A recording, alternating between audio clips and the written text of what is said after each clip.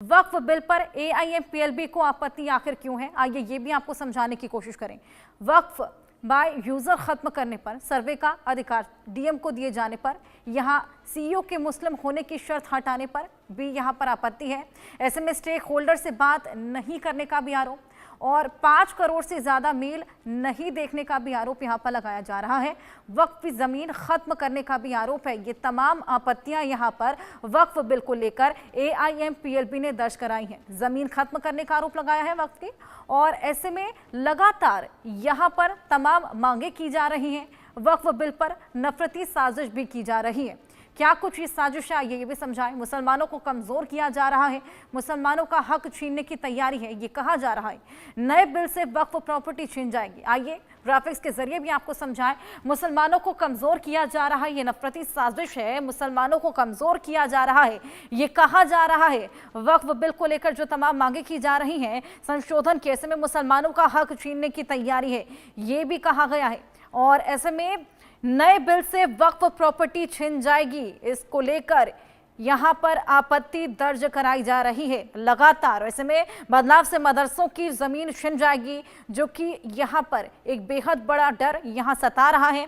नए कानून से कब्रिस्तान की जमीन भी छिन जाएगी, ये एक और डर जो यहां पर इस नफरती साजिश को अंजाम दे रहा है। मदरसों पर ताला लगाने की भी साजिश है। जिस तरीके से मदरसों पर लगातार एक्शन लिया जा रहा है, उसी कड़ी में आप देखिए वक्फ की जमीन हड़पने की भी यहां पर कोशिश की जाएगी। वक्फ बिल पर लगातार ये विरोध और तमाम आपत्तियां जो कि दर्ज की जा रही हैं। मुसलमानों को कमजोर करना साजिश है इस वक्फ बिल की। आइए वापस से हमारे गेस्ट के पास चलेंगे।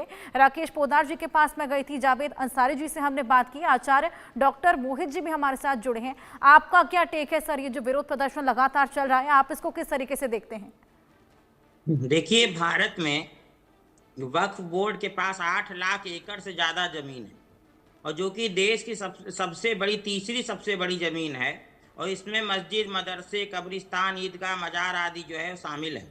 और ये आज़ादी के बाद पहली बार 1954 में संसद में वक्फ बोर्ड का विधेयक पारित हुआ। फिर 95 में इसको जो है और अधिकार दिए गए दो, और इसमें जो है इसकी शक्तियां बढ़ा दी गई, और 2013 में इसको असीमित शक्तियां दे दी गई हैं। उसके बाद से इसकी संपत्ति दुगनी हुई। और अभी की जो मुसलमानों की जो आर्थिक और शैक्षिक जो स्थिति थी, उसके ऊपर जो है वक्फ बोर्ड ने कोई काम अभी तक नहीं किया। और इस प्रकार से आप देखिए, सिर्फ मुसलमानों की जमीन छीन, मस्जिदों की जमीन छीनना, और ये सब कई मुकदमे भी उन लोगों ने करे, परेशान है मुस्लिम लोग ही। तो इसलिए जो नया जो कानून आया है, उसमें मुस्लिमों को हाई कोर्ट, सुप्रीम कोर्ट तक जाने की इजाजत दे दी गई है। पहले ये इजाजत नहीं थी। वक्फ बोर्ड जो कह देता था कि जमीन मेरी है, तो कागज उसको दिखाना पड़ता था जिसकी जमीन वो लेता था। इस प्रकार से कोई वक्फ बोर्ड सरकार के नियंत्रण में गलत तरीके से कार्य कर रहा था। अगर मोदी जी उसमें संशोधन कर रहे हैं, अच्छा कार्य कर रहे हैं। भी मैंने मोदी जी से मैं दिल्ली में मिला और वहां पर उनका वक्तव्य सुना। उन्होंने हिंदू मुस्लिम एकता की बात कही, पूरे भारतवासियों के कल्याण की बात कही। तो अगर कोई अच्छे प्रधानमंत्री देश को मिले हैं, वो एक अच्छा कार्य करना चाहते हैं, तो उसको सबको समझना चाहिए। और शिक्षा की कमी होने के कारण ही मुस्लिम लोग इसका विरोध कर रहे हैं। देखिए, बोहरा, आगा खानी लोगों को अधिकार नहीं था, उनको राइट दे दिया गया इस वक्फ बोर्ड में। और न्यायाधिकरण की जो प्रक्रिया थी उसको बढ़ा दिया गया, सबको न्याय मिलेगा, सब लोग हाई कोर्ट, सुप्रीम कोर्ट तक जा सकते हैं। और महिलाओं को विशेष अधिकार दे दिया गया है, उसका बजट बढ़ा दिया गया है। इस तरीके से तो देखिए, मुसलमानों के हित के लिए ये बोर्ड जो है काम करेगा। और आजादी से अभी तक आप देखिए, शिक्षा का स्तर देखिए, और मुसलमानों की आर्थिक स्थिति देखिए, कितना पिछड़े हैं वो। तो उनके उन्नयन एवं संवर्धन के लिए अगर कोई संशोधन हो रहा है, वक्फ बोर्ड तो पहले भी सरकार के नियंत्रण में काम कर रहा था, और अभी भी सरकार उसमें संशोधन कर रही है। अब इसको संशोधन पारित होना चाहिए। फिर देखिए,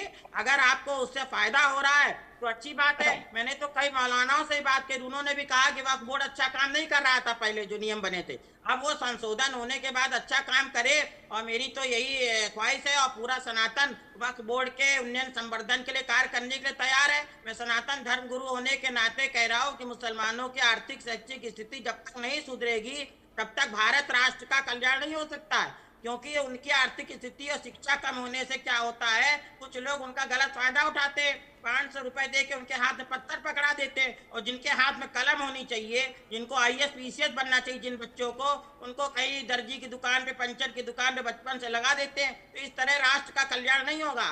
जब तक मुस्लिमों के लिए जो बजट आया है, वक्फ बोर्ड का बजट मुस्लिमों के कल्याण के लिए, शिक्षा के लिए और उनकी चिकित्सा के लिए, आर्थिक स्थिति के लिए होना चाहिए। ये पहले की सरकारें जो राजनीति कर रही थी केवल मुस्लिम तुष्टीकरण और वोट बैंक के लिए, अब मोदी जी इसको खत्म कर रहे हैं और जो नई सरकार आई है नई तरीके से, नए नजरिए से सोच रही है।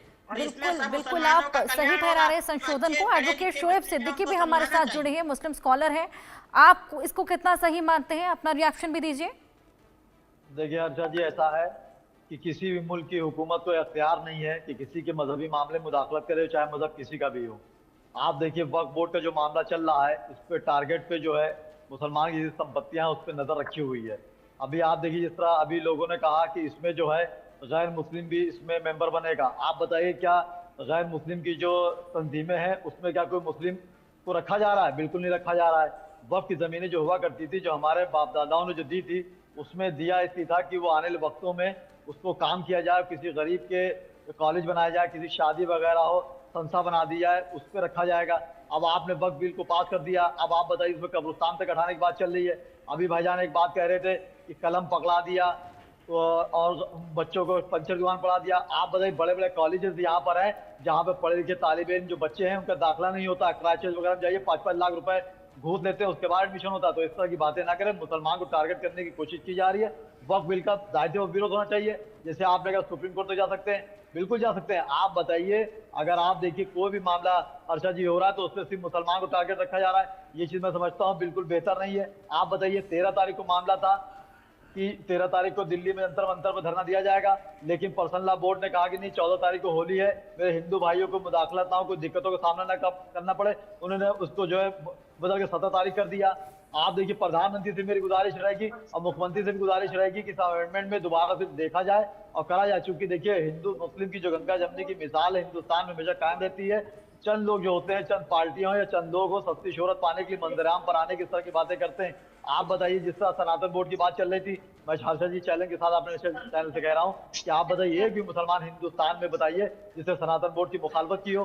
मैंने खुद आपके नेशनल चैनल पे बात कही कि सनातन बोर्ड बनना चाहिए, हर मुसलमान आपके साथ है, लेकिन आप घूम फिर के मुसलमान के पीछे पड़े हुए हैं। हर मामला आता है तो आप मुसलमान पीछे पड़ जाते हैं, ये चीज गलत है। और जो वक्फ बोर्ड की जमीनें हैं, आप देखिए जैसे लोग कह रहे हैं कि वक्फ की जमीन इसलिए अख्तियार की जा रही है कि उसको सही मामले में, आप बताइए कौन किसकी फिक्र कर रहा है, किसको फुर्सत की चेहरे की कहानी समझे। लोग बस दूर से याना दिखा देते हैं और याद रहते हैं बुरे वक्त के साथ ही किसको सुबह होते ही चिरागों को बुझा देते हैं। इस तरह का माहौल चल रहा है और आप कह रहे मुसलमान की हमदर्दी कर रहे हैं। मुसलमान की हमदर्दी कौन कर रहा बता दिए, एक शख्स बता दिए हमदर्दी कर रहा है। सिर्फ जबानी खर्चा मंदरआम पर आकर करके मुसलमान टारगेट किया जा रहा है। आप करीब मनमोहन सिंह का नाम लिया गया, फला का नाम लिया गया। शोएब सिद्दीकी जी, आपने अपनी बातें यहाँ पर रखी, ऐसे में तमाम मांगों को लेकर यहाँ पर सभी अड़िग हैं, लगातार विरोध प्रदर्शन कर रहे हैं। अब देखना होगा कि आखिर क्या कुछ निष्कर्ष यहाँ पर निकलकर सामने आता है।